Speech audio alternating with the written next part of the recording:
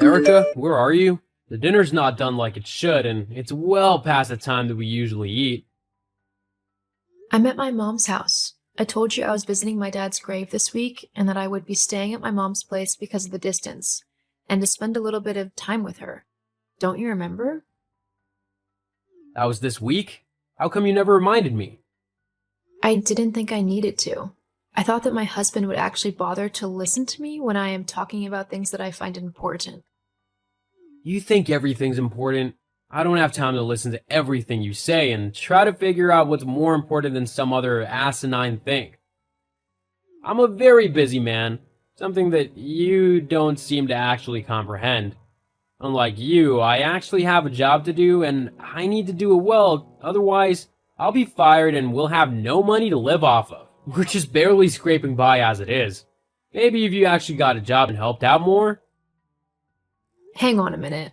Why are you saying all this? You were the one who said that I should quit my job when we got married because I hated it so much, and that I should focus on developing my writing career. You claimed that your job paid so well that we would be able to survive on your income alone for however long we needed to. Yeah, well, things change. How so? Have you been fired? No? As if I'd be fired. I'm not an incompetent writer. I actually know how to do my job and how to do it well. Then why the sudden hostility about me working? If your job hasn't changed, then your income should be the same as what we've been living on for the last few months. Well, it's not. But why not? What's happened to change how much money we have coming in? It doesn't matter. All that matters is that it has changed and you need to start pulling your weight more. Got it? Now, when are you coming back from your mom's place? Tomorrow?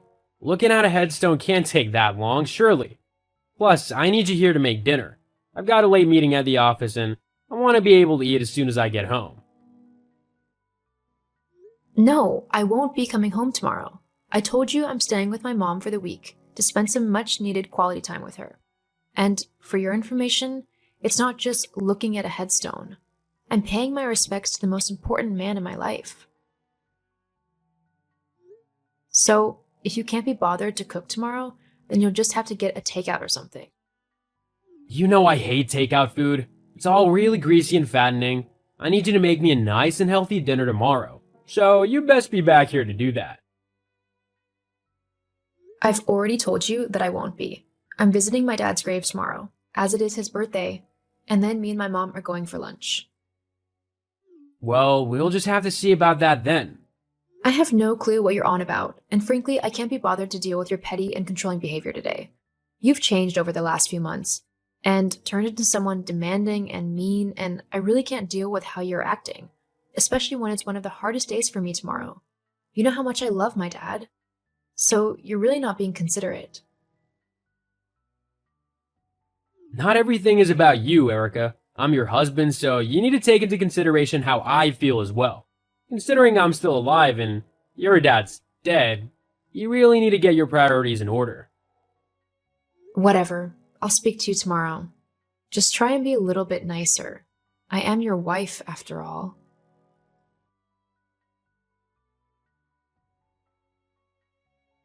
Erica, after our conversation yesterday, I've done a lot of thinking. In fact, I was up almost the whole night thinking over what had happened and what had been said by both of us. Oh, that's good. Yeah, and I came to a conclusion that has been a very long time coming. What's that? I want a divorce. What? Yep, I've decided that you've become much too naggy and too high maintenance to deal with anymore. You're not the same woman I fell in love with, and I no longer have any interest in being with you. Where is this coming from? I mean, honestly, you've never spoken to me about this. Why should I have to? You should have been a good wife and made sure things never go to this state. You should have just stayed home and done what I told you. If you think about it, this divorce is really all your fault. My fault? How is it my fault? Well, with how you spoke to me yesterday, how did you think I would react? A wife shouldn't speak to her husband like that. You know what? Fine. I'll gladly give you a divorce. You're a horrible man anyway, and I'm just sorry I wasted so much of my time on you. I feel exactly the same way about you. Of course, there is the matter of splitting all of our assets and money, including the inheritance that your dad left you when he died. Inheritance? Oh, don't try to play innocent. I know your dad probably left you a load of money when he kicked the bucket. Your family's quite well off, so we'll have to split that as well. As husband and wife, we have to split everything equally. I'll have my lawyers contact you with the divorce papers, which will split everything fairly. Obviously, though, because I've been the sole earner of our family, I'll be getting more of the money than you, as compensation for working hard and providing you with a luxurious lifestyle where you haven't had to lift a finger. Well, that's just plainly not true, is it? I think you'll find that it is, and that the courts will agree with me if you try to take it before them. For the sake of your pride, I think it'd just be better if you sign the papers and give me what I'm owed. You're not owed anything, and I'll make sure to get the best lawyers that I can to make sure that you don't get a penny from me. Why do you have to be so difficult? Fine. I'll see you in court. I was gonna be kind and give you a 70-30 split of everything, but now I'll take every single last penny from you. I can't wait to see you try.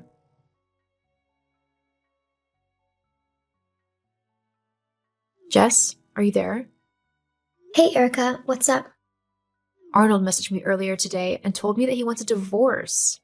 What? Oh my god, are you okay? Yeah, to be honest, I'm not as upset as you think I would be. I've not been feeling as close to him as I have done in the past. It's like his whole personality has just done a complete 180. It's probably for the better if we do split. Then, what's wrong? I suppose it's just because it happened so suddenly. You know, we've been married for a few years now, so for it all to just come to an end like that, it's just a bit of a shock. Tell me about it. And when he randomly shows up at work just to surprise you and take you out for lunch, it's so cute when he does that. Just the other day, he took me to that new Italian place down the street from my work. You know the one? We went there not too long ago. Hang on. Why is my husband showing up at your work and taking you out to lunch? What? Oh, Oh my god, you've got to be kidding me. He's cheating on me? With you? My best friend? it's not like that. Oh, then tell me what it's like. Because right now, it's looking suspiciously like my best friend has been sleeping with my husband behind my back.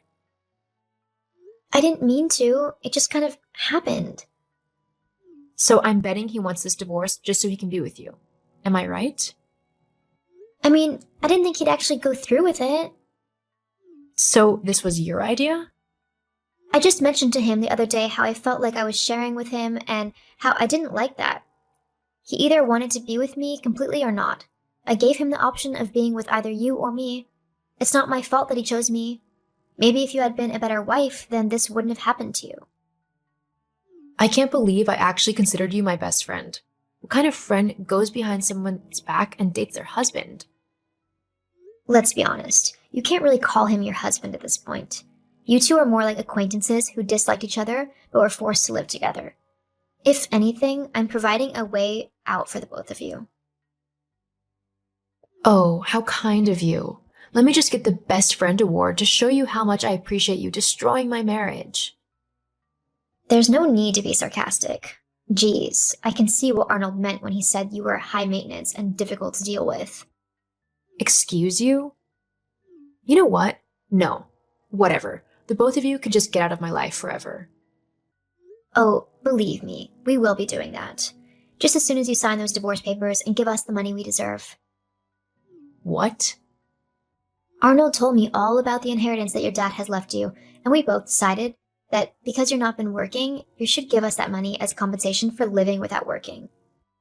Hang on. You're the reason why your income has been so low lately, aren't you? Arnold's been spoiling you, getting you whatever you want, and blaming his low wages on me not working. Well, I might like the finer things in life, but what woman doesn't? It doesn't matter, because with the money you'll give us, we'll be able to afford to move to a much nicer house and live a much better lifestyle. Oh, I don't think so. Not after this conversation, anyway. What do you mean? Well, you've just admitted that you've been cheating with my husband and that you're purposely going after my money to facilitate your lifestyle. Once my lawyers see all of this evidence about how I've been wronged and basically schemed against by you two, then the judge will definitely side with me. What? You can't do that. I take all this back. It's too late. You can't do that. I've got all the proof I need to make sure that neither of you get my money. None of this is true. Ugh, that's not fair. The whole point of you and him getting divorced was so that we could get the money to build our new life together. Looks like you're going to have to come up with a new plan because you're not going to win this one. I can't believe I called you a friend. Just give me the money, okay? Then I'll leave you alone. If you don't, I'll keep messaging you and I won't stop until you give me what I want. So you're actually admitting that you're going to harass me if I don't give you my money? I think that just might guarantee me a restraining order against you. Thanks. What? No. This chat has been really helpful. Thank you, Jessica. I'm glad I came to talk to you about all of this. It really has been a true eye-opener. And it's saved me quite a lot in settlement money. I'll let Arnold know just how helpful you've been to me. I seriously hate you. Yeah, well, the feeling's mutual.